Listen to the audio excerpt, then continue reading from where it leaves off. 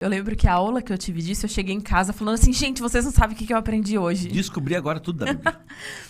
Sal não é um tempero. Então agora vocês aí que estão vendo fazem... A não ser que já viu a mensagem. Eu lembro da minha cara até hoje. Sal não é um tempero. E o que é, então? Umami. Isso é a discussão se isso é real ou não, sabia? Tem gente que fala que isso é só conversa. Não, mas... Mas enfim. O sal, ele é chamado de realçador de sabor. Porque o sal, de fato, ele não é para aparecer. Você coloca temperos, quando você vai temperar, por exemplo, uma carne, e você coloca pimenta, sei lá, ervas finas, e você vai colocando vários temperos ali. Aqueles temperos todos constroem um sabor além da carne, certo? Então, você vai sentir o sabor da carne, e além da carne, você vai sentir o sabor desses outros temperos. Ainda que a gente não saiba identificar, tipo assim, eu estou sentindo aqui orégano. Ainda que a gente não saiba determinar, você sabe que não tem só o gosto da carne, que tem outros sabores. Uhum. Mas a intenção do sal não é te fazer sentir o sal. É te fazer sentir melhor o gosto daquele alimento. Então, se você põe muito sal, você... Vai sentir muito aquele alimento. E vai ficar ruim.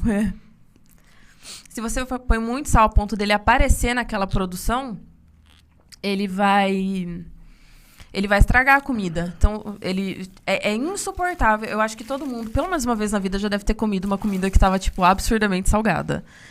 É impossível comer. Você precisa, tipo assim, uma garfada e um copo de água, né? E depois você fica, assim, ardendo, escoçando a boca toda... É horrível.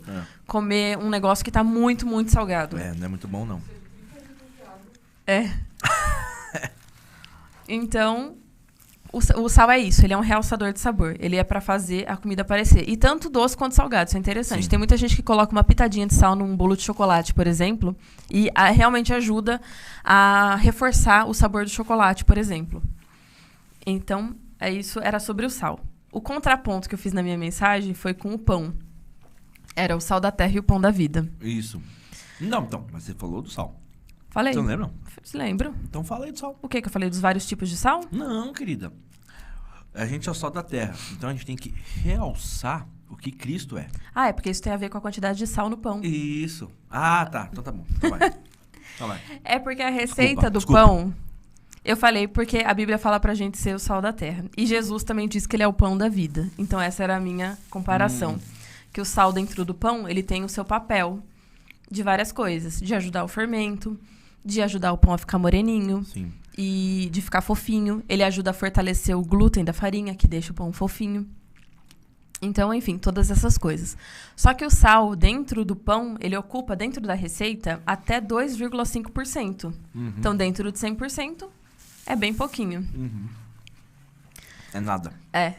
Aí, a ideia... E se, por exemplo, se você coloca muito... Mas é um nada que se não tiver, é ruim. É ruim. E se tiver muito... terrível. Mas, por exemplo, se você coloca sal em excesso, você mata o fermento que é usado para fazer o pão. O fermento que é usado para fazer o pão é fermento biológico. Ele é um bichinho vivo, de verdade. Galera.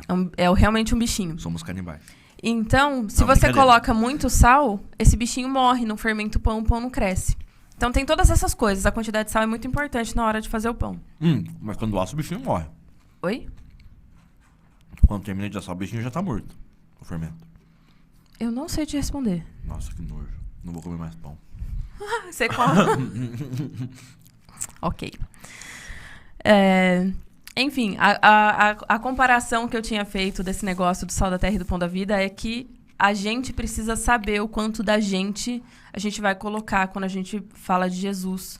Quando a gente coloca demais da gente, demais do sal da terra nas coisas, a gente acaba estragando o sabor do pão da vida. E aí o pão deixa de ser gostoso, as pessoas deixam de ver Jesus e começam a ver a gente. Começa a ver a gente, o que não é para ver. A nossa essência precisa ter Jesus, o que precisa aparecer é Jesus. É isso aí. Era basicamente isso. Muito bom.